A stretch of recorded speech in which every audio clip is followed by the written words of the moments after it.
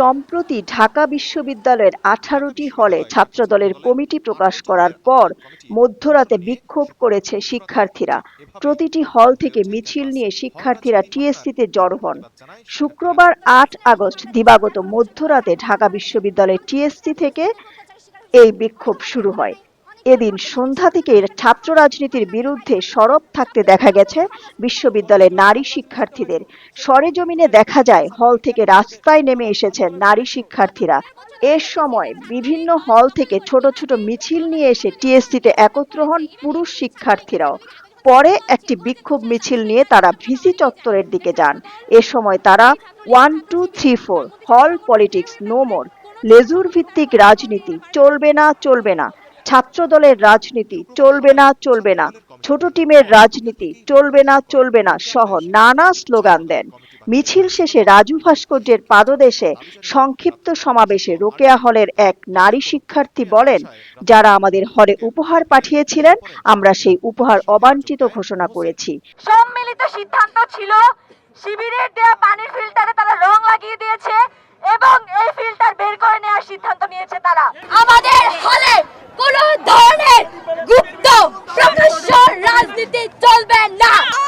গুপ্ত সুপ্ত শিবির ছাত্রদল কোনো রাজনৈতিক দলের হল ভিত্তিক কোনো কমিটি থাকতে পারবে না।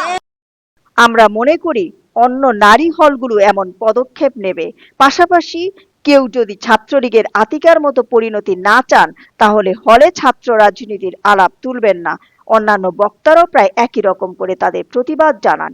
এদিকে ঢাকা বিশ্ববিদ্যালয়ের হলগুলোতে ছাত্র রাজনীতি থাকবে কি থাকবে না তা নিয়ে ঢাকা বিশ্ববিদ্যালয়ের ভিসি জনাব নিয়াজ আহমেদ জানান, হলগুলোতে ছাত্র রাজনীতি থাকবে কিনা তা নিয়ে 17 জুলাই 2024 নেওয়া সিদ্ধান্তই বহাল থাকবে।